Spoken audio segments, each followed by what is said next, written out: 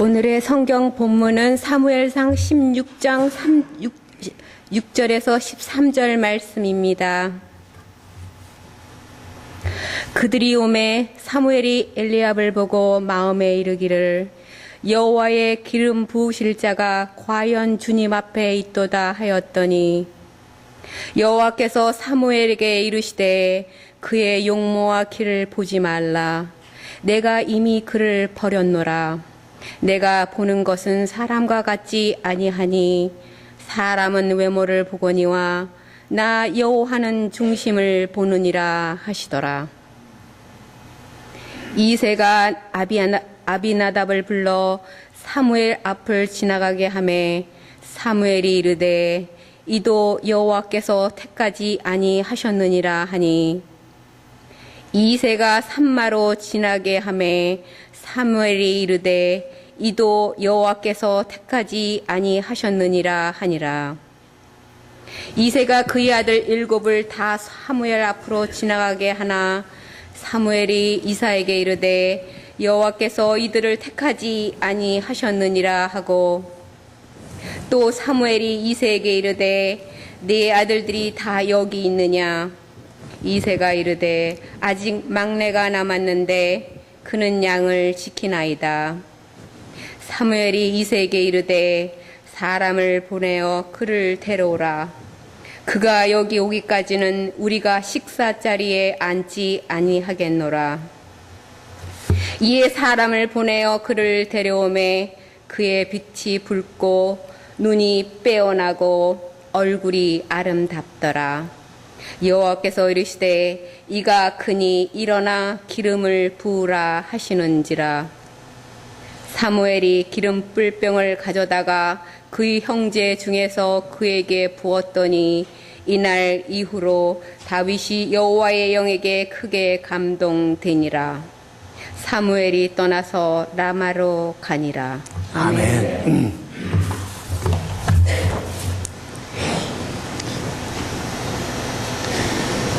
제 교우 중에 한 분이 저에게 메시지를 보냈는데 아주 내가 이걸 보고 충격을 많이 먹었습니다. 여자가 본 포저, 여자가 본 남자의 포저란 게 있는데 키 작은 남자는 뭐겠어요? 루저. 못생긴 남자는 후져. 돈 없는 남자는 꺼져. 셋 다 없는 남자는 뒤져. 제가 회신을 했는데 루저, 후저, 꺼져, 뒤져. 난 그러면 뒤져야겠네. 하여튼 사람들이 말을 너무 잘 만드는 것 같아요. 예. 이 세상은 겉모양을 보고 사람들이 사람을 평가를 하죠. 예. 그래서 요즘 영어 사전에 새로운 단어가 생겼는데 루키즘이라는 말이 생겼어요. 루키즘. 루키즘은 한글로 번역하면은 외모 지상주의. 잘생기면 모든 것이 끝이다. 잘생기면은 다 용서받는다. 뭐 요즘 그래서 무슨 여자는 뭐 해도 먼 여자는 용서 못한다고 뭐 이런 말이 한국에 있는 줄 아는데 하여튼 우리는 어떤 사람을 보면은 위에서부터 아래까지 훑어보면서 그 사람이 무엇 하는 사람일까? 돈은 있을까? 이거 되게 이렇게 재보는 거예요. 예. 그래서 형편없이 별 볼 일 없을 것 같으면은 그냥 멀리 하고 뭐 좀 먹을 거 있을 것 같으면은 가까이 사귀려고 이렇게 노력을 하죠. 그래서 아이들이 학교 갔다 오면은 누구 친구 집에 갔다 오라면은 갔다 온 다음에 물어봐요. 걔 아빠 뭐 하니? 둘이 친구 사귀는데 그 아빠가 뭐 하는 거다고 무슨 상관이 있어요? 그러다가 걔 아빠요 연방 FBI 국장이래요. 그럼 사겨. 근데 걔 아빠요 저기서 불빵반대요. 좀 천천히 사겨라. 이렇게 이야기하잖아요. 예. 그만큼 겉으로 드러나는 거 이게 잘 보여야 되고 특별히 우리 한국 사람들에게는 이게 누구보다도 강해요. 그래서 요즘 한국에 무슨 얼짱, 몸짱 뭐 이런 거 많아요. 그래서 몸매 가꾸고 얼굴 이쁘게 하고 한국 가면 저 같은 사람은 어디 가서 밥도 못 얻어먹는데 뚱뚱한 인간은 사람 취급을 안 한대요. 한국 가보면 다 성냥개비처럼 가벼워야 인간 취급을 받는데 저는 미국에 온 길 잘했어요. 좌우지간에. 그래서 얼굴도 어떤 아가씨들은 한 30번 정도 뜯어 고친대요. 예. 그래가지고 저처럼 턱이 좀 넓은 사람은 병원에 가면은 톱으로 썰어버린다나? 그래, 턱을 아주 날렵하게 만든다나? 뭐 광대뼈도 하여튼 뭐 대패로 밀어버린다나? 하여튼 그렇게 해가지고 짧은 나이에도 뭐 한 30번, 40번씩 뜯어 고친 사람도 있고, 중국에서는 더 심하게 쭉쭉 빵빵이 돼야 되니까 다리가 길어야 미인이니까는 태어나기를 다리를 짧게 태어나는데 어떡할까요? 병원에 가가지고 이 관절을 쪼개가지고 관절 사이에다가 쇠를 박는데 5cm씩 키우게. 이만큼 사람들이 요즘은 내 외모, 다른 사람의 내가 어떻게 보이는가 엄청나게 신경을 씁니다. 남자들도 직장 갈 무렵 되면은 가서 성형한다잖아요. 인상이 좋아야 되니까. 그런데 우리 모두가 이렇게 외모를 추구하고 겉보이는 걸 추구하지만 실제로 우리가 만나고 싶은 사람은 마음이 고운 사람 만나고 싶어요. 다 겉을 추구하는 것 같지만 어떤 사람을 만나면은 그 사람이 진실하고 정직하고 깨끗한 사람을 만나고 싶어 하면서도 우리는 끊임없이 겉모양을 가꾸는데 많은 시간을 투자합니다. 얼짱이 되는 것도 좋고 몸짱이 되는 것도 좋아요. 다 보기 좋은 떡이 맛있다고 그게 나쁘다는 건 아니지만은 마음은, 너의 마음은 어떠냐. 마음짱을 만드는 데는 우리들이 얼마나 시간을 소비하고 신경을 쓰면서 사는가. 예수를 믿는 사람이든 믿지 않은 사람이든.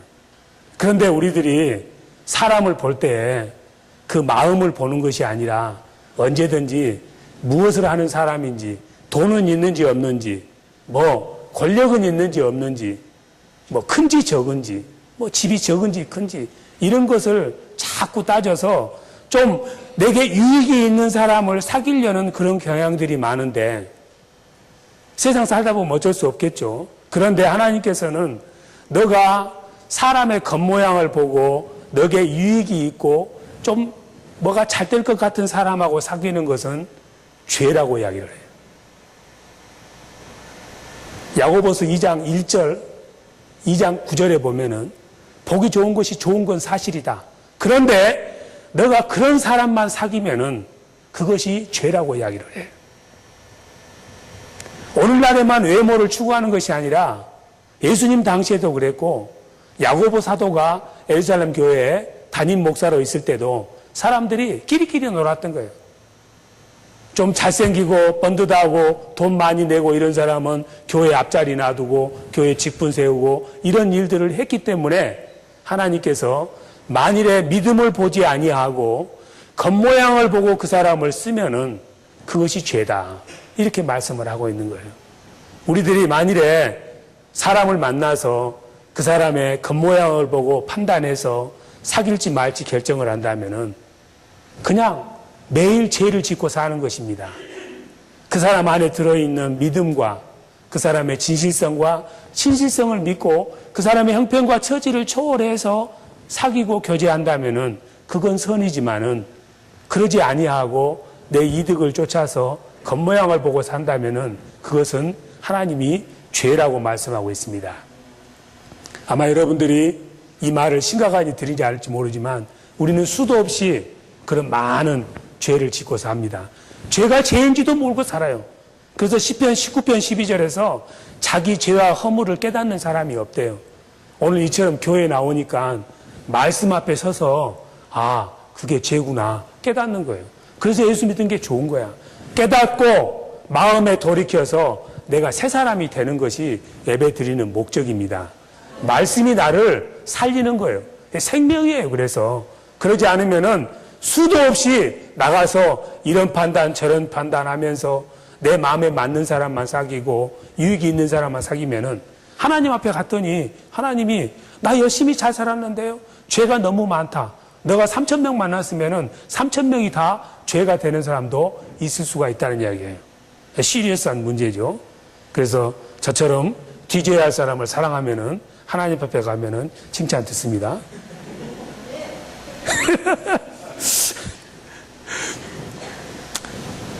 하나님은 정말 신기하게도 참 이게 이제 하나님이죠. 그러니까 하나님은 형체가 없어요. 예, 하나님은 형체가 없은 분이기 때문에 형체를 안 보시는 거예요. 예. 하나님은 형체가 없으시기 때문에 형체를 볼 수가 없어요. 형체가 없는 마음을 보시는 거예요.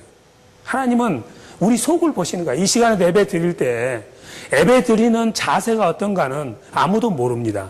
그런데 하나님은 심장과 폐부 깊숙한 것을 다 들여다보고 계신다고 에레미야서 17장 10절에서 말씀하고 계세요.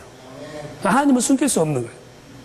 하나님께서 사울을 왕으로 세웠지만은 이 사람을 왕으로 세우실 때 기뻐서 세운 것이 아니라 하도 백성들이 원하니까 백성들이 좋아하는 장동건처럼 생긴 사울을 왕으로 세웠어요. 사울을 왕으로 세웠는데 문제는 이 사람의 속이 부실해. 속은 허영기와 공명심으로 가득 찼을 따름이지 겉모양만 사람들 보기에 겸손한 모습이어서 진보다리 뒤에 숨고 나 같은 사람이 겸양을 떨었을 따름이에요. 그런데 나중에 그게 다 밝혀졌어요. 여러분들이 지금 겸손한 모습을 취하고 있는 것은 할 수 없어서 겸손한 거예요. 어떻게 보면 비굴이에요. 여러분들 권력 줘봐요. 그때부터 저 사람이 진짜 겸손한지 아닌지 그때 보면 알아요. 우리가 땅에 서 있을 때는 안 흔들려요. 중심을 잘 잡습니다. 근데 한 10m, 50, 20m 있는 나무 위에 올라가 봐요. 달달달달 떨려. 왜? 중심이 안 잡혀서. 사람이 진짜 겸손한지 저 사람의 중심이 정말 신실하고 정직한 사람인지 아닌지는 그 사람이 어떤 자리에 가봤을 때 우리가 알 수 있는 거예요. 사울은 중심이 하나님 앞에 부실한 사람이었기 때문에 왕의 자리에 가니까는 드러났어요. 중심 자체가 잘못됐다는 것이 드러나서 하나님께서 내가 이 사람을 왕으로 세운 것을 내가 후회하노라. 마땅치 않게 생각해서 세웠는데 그냥 어쩔 수 없이 이 사람을 버리노라. 그리고 나서 누구를 왕으로 세울까? 하나님께서는 온 우주 만물을 다 둘러봤습니다. 개미새끼 한 마리까지 다 둘러보신 거예요. 감찰하신 다음에 오늘 이 성경의 장면이 나오는 거예요. 사무엘에게 야, 다음 왕은 내가 말하는 이새의 집으로 가라. 이새의 집으로 가라는 거예요. 이새의 가족 중에 아들이 8명 있는데 어떤 아들이라고 말을 하지는 않았어요. 거기 가서 식사하면서 그 8아들 중에서 한 명을 뽑아서 왕으로 세워라. 그래서 사무엘이 소 한 마리 끌고 가서 이새 집에 가가지고 잔치 벌린 겁니다. 온 동네 사람도 다 부르고 자식들도 다 불렀어요. 큰아들부터 시작해서 다 큰아들이 아마 잘생겼던가 봐. 얼짱 몸짱이었어요. 그냥 옷을 벗으면은 식스팩이 쫙 나올 정도로. 저도 식스팩이 있으면 좀 배꼽티를 입겠는데 없어가지고 못 입는데.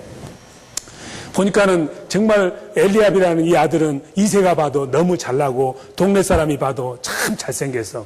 그러니까 자신만만하게 내놨는데 사무엘이 봐도 이 정도면은 인물이 됐다 싶어서 하나님 여기다 도장 찍을까요? 그랬더니 아니야. 쟤는 아니다. 오늘 말씀이 그런 거예요. 사무엘상 16장 7절에서 사람은 외모를 보지만 나 여호와는 중심을 본다. 걔 중심을 보니까 걔는 아니다. 둘째가 왔어요. 둘째도 아니에요. 셋째도 아니에요. 7째까지 다 지나갔는데 아니야. 그래서 사무엘이 아니 분명히 당신 자식 중에 한 사람이 왕이라고 했는데 이게 답니까?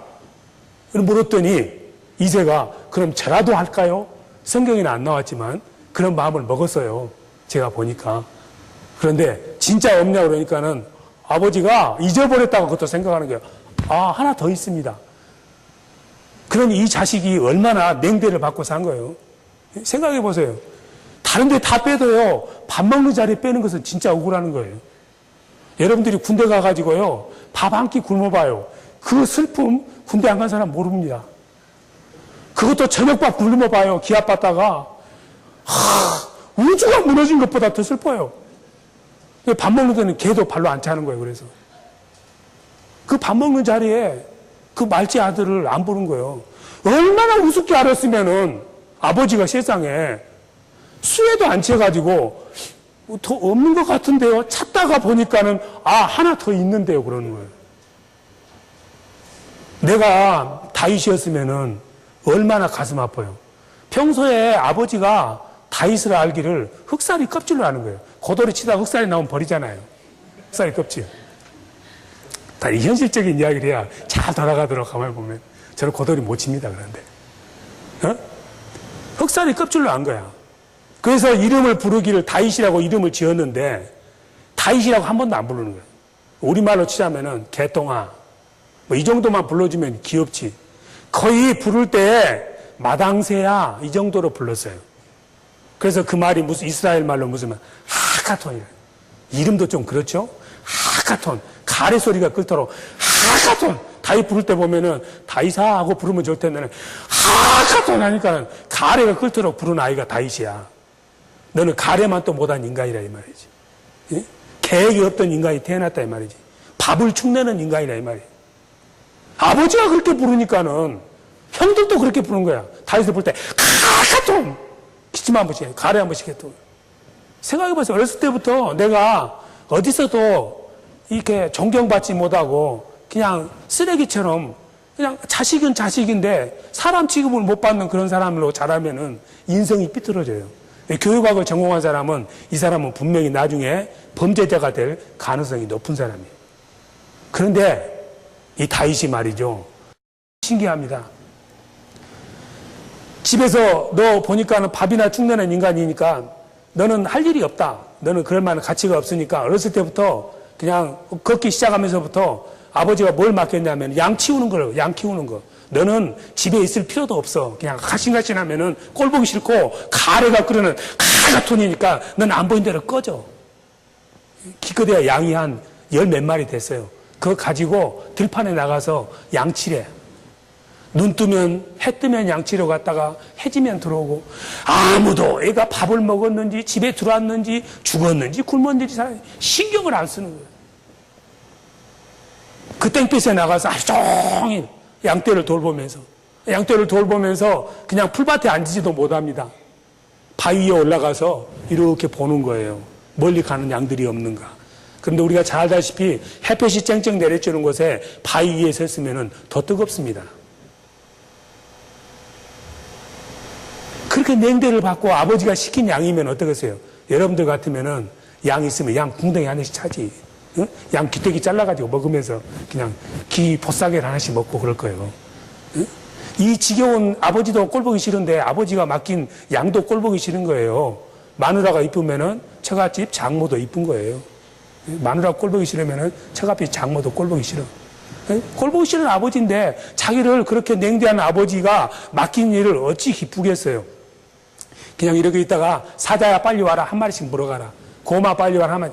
12마리 싹 없어지면은 아버지한테 아버지 다 먹어버렸는데요. 자연들이 잡섰는데 하면은 할 일도 없고 편하고 좋을 거 아니에요. 그런데 다윗은 말이죠. 그 양 돌보면서 한 마리라도 잃을까 싶어서 눈을 붉히고 그 땡볕에서 그냥 이렇게 뚫어지게 쳐다보는 거예요. 그러다가 어떤 곰이나 사자나 맹수가 와서 양 새끼를 넘나들면은 박살을 내는 거예요. 박살을 내 쫓아가서 그냥 이 조그만 소년이 가서 뭐 돌멩이를 던지든 뭐 나뭇가지를 하든 아니면은 이빨로 그냥 기대기를 물든 해가지고 했는데 신기하게 가서 사자하고 맞짱을 뜨면은 사자가 박살이 나는 거예요. 손으로 딱 했는데 사자가 이마 맞고 죽는다 이 말이에요. 예? 발로 살짝 사자 꼬리 찼는데 사자가 깽 하고 죽어버려. 그걸 보고는 야 이거 신기하다. 내가 무슨 능력이 있는가? 이렇게 생각을 하면서 이게 한두 번이 아니야. 가만히 보니까 곰이 왔는데 곰에게 야 가라. 이렇게 손을 딱 하려고 했는데 장풍이 나와가지고 곰이 벌거덕 넘어지더니 뒤로 넘어져가지고 바위에 찍어서 내진탕으로 죽는다 이 말이에요. 자꾸 이런 일이 발생하는 거예요. 야 신기하다. 이게 어떻게 된 거야? 우리 집에서 나 안 알아주는데 올마이티 파워가 자기에 있는 거야. 생각을 하면서 이 파워를 주신 분이 누군가 생각을 하는 거야. 생각하면 하늘을 쳐다봤어. 뭉게구름이 와락가락 하는데 하나님이 나를 사랑하시구나. 하나님이 내가 내 아버지의 이 양떼를 아버지가 나를 냉대해도 마음을 다해서 이렇게 내가 돌봤더니 하나님이 나를 도와주신다는 것을 양을 돌보면서 사자와 곰하고 싸우면서 직접 하나님이 자기를 도운다는 체험이 있었던 거예요. 하나님을 만난 거예요. 그러니까 너 양떼 보러 가라면 즐거운 거야. 오늘 또 하나님을 만나서 기적을 볼 거 생각하면 너무 기쁜 거예요. 그리고 집에서 휘파람 불면 나가면은 형제들이 볼 때 너 좀 이렇게 된 거 아니냐? 땡볕에 쬐다 보니까 머리가 돌았다고 생각을 했어요. 그러니까 더 하하톤이 돼버렸어. 그런데 다윗은 너무 하나님이 좋은 거예요. 그러다 보니까 그 감사하신 하나님에게 그냥 있을 수가 없어가지고 수금을 사가지고 수금을 타기 시작하는 거예요. 양떼를 주면 하나님 너무 감사합니다. 이 세상 누구도 나를 알아주지 않지만은 하나님이 나를 알아주니 나는 너무 좋아요. 너무 좋아요. 찬송가도 없고 복음성감도 없을 때 자기 스스로 찬양을 한 거야. 하나님에게. 그 써진 것이 시편이에요. 시편이야. 여호와는 나의 목자시니 자기 마음대로 하는 거예요. 마음으로 드린 찬양이기 때문에 하나님이 다 받아주시는 거예요. 아무도 몰랐어. 다윗이 그런 엄청난 축복의 삶을 사는지를 아무도 몰랐습니다. 그런데 딱 한 분은 알고 계셨어. 누구겠습니까? 아버지가 알고 계신 거야. 아버지가 참 사울이 사라졌는데 누구를 왕으로 세울고 온 우주를 싹 둘러보니까는 한 곳에 탁 눈길이 머무는 거야. 다윗 절마면 되겠어. 역대하 16장 9절에 하나님은 그럽니다. 하나님은 지금도 온 땅을 감찰하시면서 전심으로 자기를 찾는 자를 지금 찾고 있는 중이시래. 그래서 하나님을 사랑하고 전심으로 하나님을 찾는 사람이 있으면 하나님 어떻게 하시는데? 만나 주시지. 하나님 어떻게 하시는데? 사랑해 주시지. 잠언 8장 17절에 보면은 나를 사랑하는 자가 내 사랑을 덧입고 나를 간절히 만나기를 원하는 사람을 내가 만나 주었다. I love those who love me. I will meet those who seek me.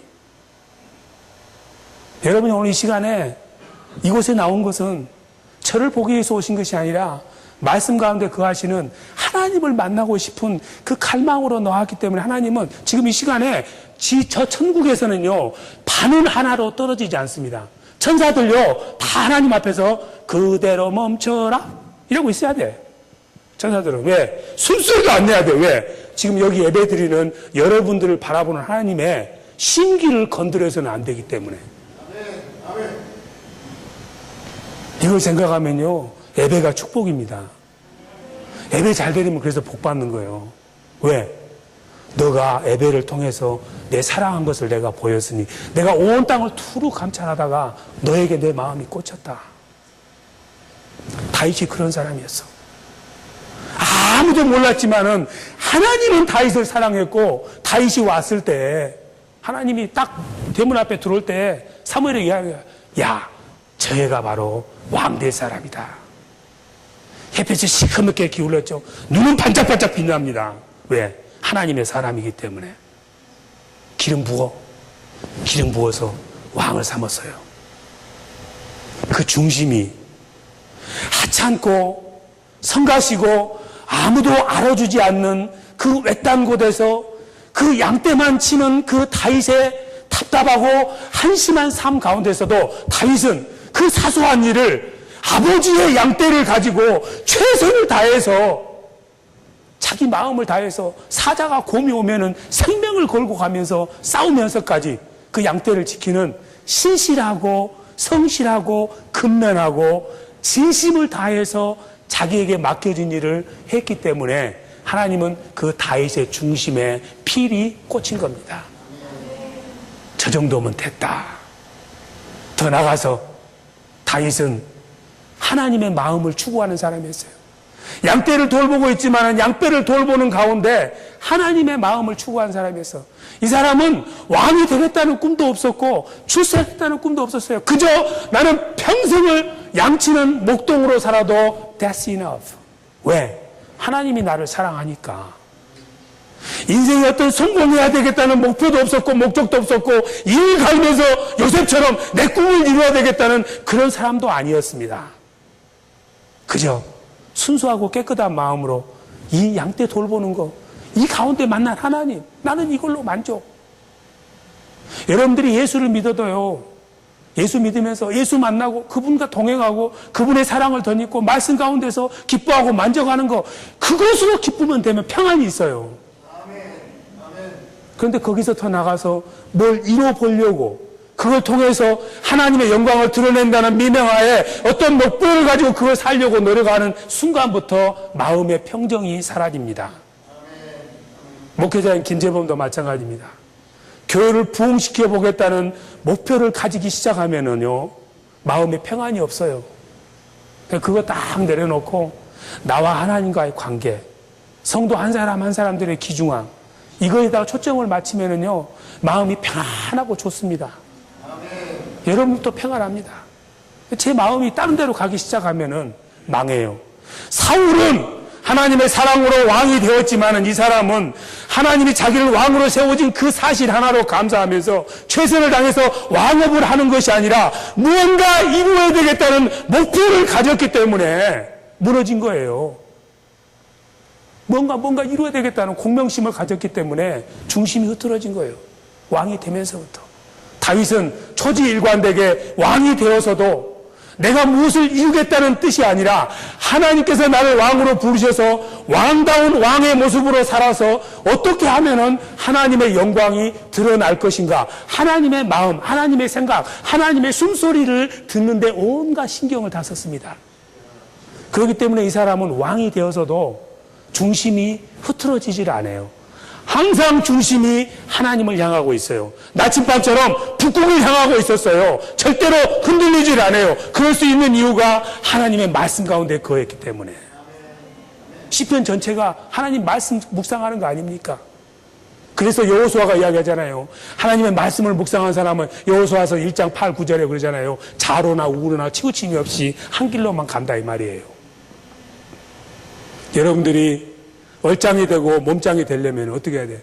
얼짱 되려면은 파운데이션도 바르고 좋다는 일제 화장품 이름이 뭔지는 모르겠는데 시세이도 하여튼 아모레 그냥 프랑스의 봉주르 저 바르거나 그것도 안 되면 가서 대패로 밀거나 톱으로 썰거나 하여튼 이래야 되잖아요. 노력을 해야 되잖아. 몸짱이 되려면 어떻게 돼? 엑스스포츠 가서 열심히 해야 되잖아. 열심히 해야 돼. 열심히 달리고 열심히 땀 흘리고 해야 되잖아요. 그래야 얼짱 몸짱 되지. 얼짱 몸짱 저처럼 마음대로 먹고 마음대로 자면 안 됩니다. 뒤집니다. 뒤져 되는 거예요. 마음짱이 되려면 어떻게 해야 되겠어요? 마음짱이 되려면 어떻게 해야 되겠어요? 엑서사이즈를 해야지. 말씀을 먹고 기도로 엑서사이즈를 해야 맘짱이 되는 거예요. 맘짱이. 세례를 받아서 깨끗해졌지만 에베소서 5장 26절 말씀으로 물로 씻어 깨끗해졌지만 말씀으로 날마다 정결하게 돼야 된다. 말씀으로, 기도로, 섬김으로 우리의 마음이 맘짱이 되는 거예요. 맘짱이 되면 하나님 보실 때 너는 내 마음에 합한 사람이다. 다윗은 목동일 때도 맘짱이었고 왕이 돼서도 맘짱이었어요. 정직하고 신실하고 성실하고 하나님의 얼굴을 추구하는 사람이었어요. 하나님의 팔을 추구하는 사람이 아니라 하나님의 얼굴을 추구하는 사람이야. 팔을 추구한 사람은 사울처럼 성령으로 시작했다가 육으로 마칩니다. 하나님의 얼굴을 추구하는 사람은 육으로 출발해도 성령으로 마칩니다. 역대하인지 역대상인지 그 장 그 절에 있습니다. 7장 14절에 보면은 내가 하나님의 팔을 구하지 아니하고 얼굴을 구하겠다. 우리 마음이 팔을 구하는 것은 복을 구하는 것이고 얼굴을 구하는 사람은 하나님의 마음을 구하는 거예요. 이게 되면 다른 거 다 되는 거예요. 그래서 요한 3서 1장 2절에 영혼이 잘된 같이 범사가 잘 되고 육신도 강건하다. 하나님 얼굴을 구한 사람은 그렇습니다. 다윗이 이처럼 자신의 정직한 마음 중심이 항상 하나님을 향해서 하나님의 법도를 떠나지 않는 삶을 살았는데 그렇다고 해서 그러면 다윗이 죄가 없는 사람일까? 죄가 없고 깨끗해서 다윗을 하나님이 쓰셨을까? 16살, 17살 목동이기 때문에 사악하지는 않았지만 다윗은 여전히 죄인입니다. 때때로는 아버지도 원망스러웠고, 때때로는 형님도 원망스러웠고, 때로는 성령에 충만치 않으면은 나는 이렇게 살아야 되는가 하는 낙심도 있었습니다. 시기심도 있었은 우리하고 똑같은 사람이었어요. 그런데 하나님은 다윗이 내 마음에 합한 자래. 나는 그의 중심을 봤대. 다윗이 그러면 왕이 돼가지고 한 번도 실수 안 했습니까? 잘못 안 했습니까? 다윗처럼 잘못 많이 하고 실수 많이 하고 엉망진창인 인격은 없습니다. 요즘 같은 시대이면은 아마 심리 상담가가 다윗 만나면은 횡재 맞아요. 성격이 복합 굴절이어가지고 돈 많이 벌었을 거예요. 그런데도 하나님은 다윗이 그 실수 많고 허물 많은 다윗이 내 마음에 합하고 나는 그 중심을 좋아한다고 그래요. 그 이유가 여러분들이 이제 신앙생활 하다 보면은 하나님의 얼굴을 추구하다 보면은 하나님이 겸손하고 낮은 사람은 베드로전서 5장 6절 7절에 그러잖아요. 언젠간 높인다고 그러잖아요. 높일 때 그때 중심이 흐트러지면 안 되고 높아져서 어떤 일을 할 때 그 일이 내 본 마음은 잘하고 싶었지만은 실수해야 안 해요. 잘못해야 안 해요. 때로는 내 정욕대로 해야 안 해요. 합니다. 다윗도 그랬습니다. 잘못했습니다. 죄 지었습니다. 지난주에 말했듯이 간음죄를 지었고 살인교사를 지었습니다. 그래도 하나님은 여전히 다윗은 내가 사랑하는 자고 내 마음에 합한 자래. 중심이 안 흐트러졌대. 유혹에 빠져서 그런 거래. 그 이유가 우리가 세상을 살면서 우리 모두는 죄인입니다. 아무리 내 스스로가 나를 깨끗하려고 해봐도 우리 누구도 스스로는 깨끗하게 될 수가 없습니다. 집에서 있는 양잿물을 가지고 나를 씻어봐도 비눗물을 가지고 나를 씻어봐도 내 마음은 깨끗이 안 됩니다. 에레미야서 2장 22절에 있는 허다한 비눗물과 허다한 양잿물을 쏟아 부어도 너의 마음이 깨끗하게 되지를 않는다. 아무리 우리가 잘 나가고 내 마음이 정직하다 해도 여전히 우리는 죄인이고 실수할 수 있고 잘못할 수 있고 범죄할 수 있습니다. 그럼에도 불구하고 하나님은 다윗과 우리를 내 마음에 합한 자라고 말씀하십니다. 왜 그렇습니까? 실수하고 잘못해도요, 하나님 앞에 돌아와서요, 하나님, 내가 잘못했습니다. 내 본 마음은 그럴 마음이 아니었지만은 내가 믿음이 약해서, 내가 유혹에 빠져서, 내 정욕 때문에 이렇게 일을 그르쳤으니 하나님 용서해 주십시오. 이것을 하나님은 보시는 거예요. 다윗은 그런 사람이었어요. 잘못 많이, 실수 많이 했습니다. 실수하고 나서 하나님이 너 왜 그렇게 했어? 사울은 그렇게 물었을 때 하나님 제 본 마음 아시잖아요. 저는 하나님을 잘 섬기고 싶은데요. 가다가 말이죠. 백성들이 배가 고프니까 양하고 몇 개 남겨서 나눠 먹고요. 하나님에게도 드렸습니다. 변명을 한 거야. 다윗은 항상 하나님 앞에 서면은 제 본 마음도 좋았지만은요. 제가 하다 보니까는 이렇게 잘못해서 제 잘못입니다. 용서해 주세요. 하나님 앞에 눈물로 회개하고 돌이키는 사람이었기 때문에 하나님이 너는 중심이 똑바르고 그 똑바른 중심을 가지고 살면서 실수도 하고 잘못도 하지만은 항상 나를 의지하고 내게 너의 모든 잘못과 허물을 내 탓이 하고 고백하기 때문에 나는 너를 사랑한다 해요. 하나님은요, 바다보다 넓고요, 하늘보다 높으시며 어떤 것보다도 크신 분입니다.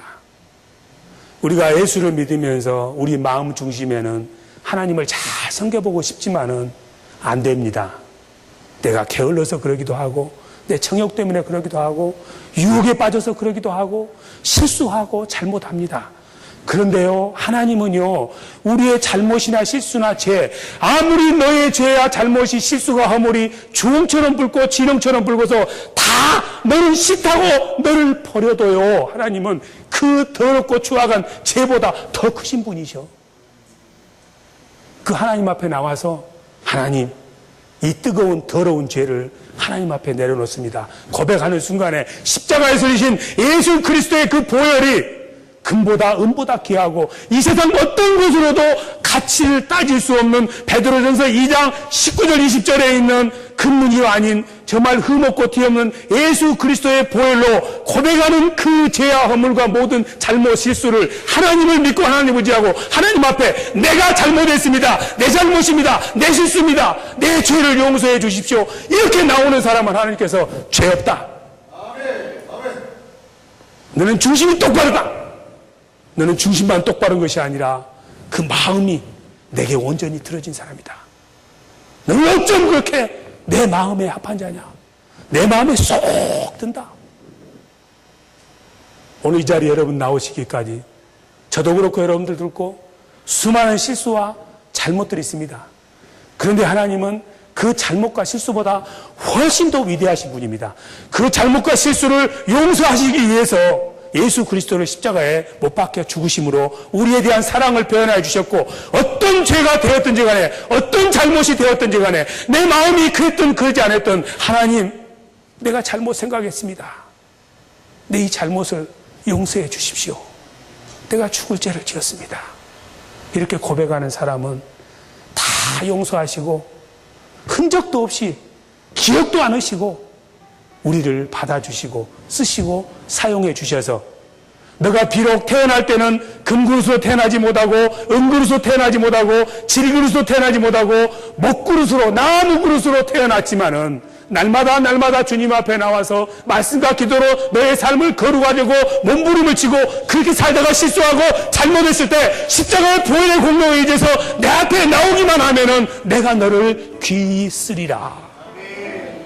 너는 내 마음에 딱 맞는 사람이다. 이 음성이 바로 오늘 이 시간에 하나님께서 여러분에게 들려주시는 축복의 말씀입니다. 같이 찬양.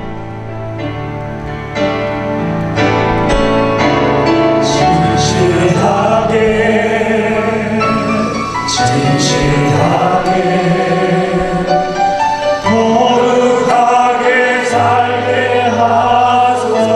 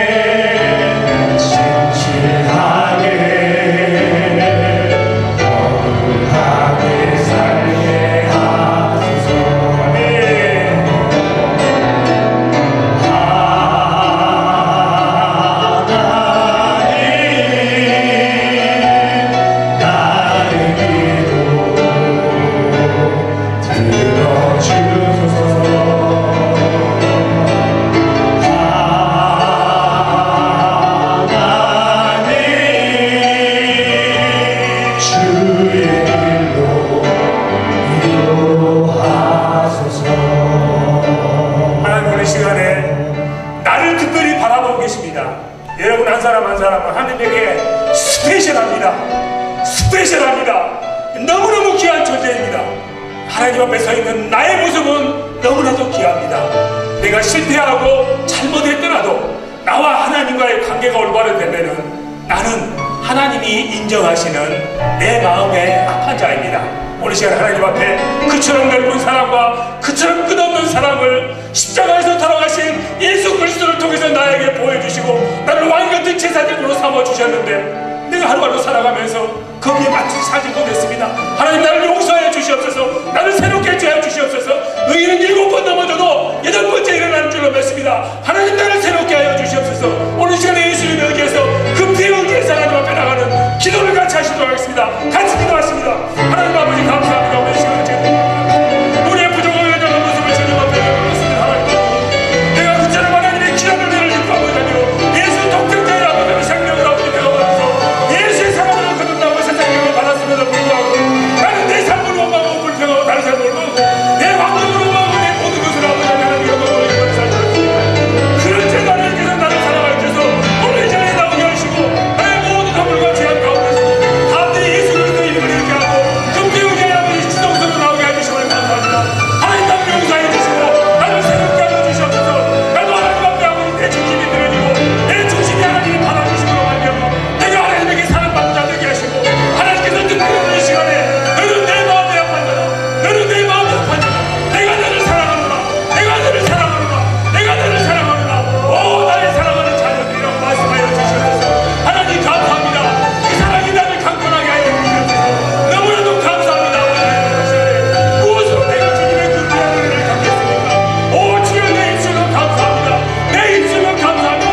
나의 모든 것은 하나님에게 감사합니다. 나를 새롭게 해주심을 저렇게 해주시고 하나님의 은혜의 강세에 잡기 하심을 감사합니다. 이제 앞으로 살아갈 때 내가 살아갈 때 주여 내가 잡아나오는 아침에 주님 없이 주님만을 바라보고 십자가만을 바라보고 내가 하나님의 마음에 아픈 자로 살아갈 수 있도록 넘어지고 다시 일어날 수 있도록 오늘 시간에 나를 새롭게 하여 주시옵소서. 능력을 주시옵소서. 힘을 주시옵소서. 악심치 말게 하시고 희망을 가지고 하소서. 소망을 가지게 하여 주시옵소서. 내게 있는 모든 걸 하나님께 주시기를 믿습니다. 감사에 감사합니다. 감사에 감사합니다. 기뻐합니다. 쉬지 않고 기도합니다. 하나님 나를 지켜주심을 감사합니다. 나를 사랑하여 주심을 감사합니다. 오 이 사랑 모두 감사합니다. 주님 감사합니다. 감사합니다. 감사합니다. 주님 이름을 찬양합니다. 너무 감사해서 보다고 표현할 수 없습니다. 오 주여 나의 마음을 받아주시옵소서. 오 주여 나의 마음을 받아주시옵소서. 오 주여 나의 마음을 받아주시옵소서. 오 주여 나의 마음을 받아주시옵소서. 하나님 참 감사합니다. 너무 감사합니다. 예수님 이름으로 기도합니다.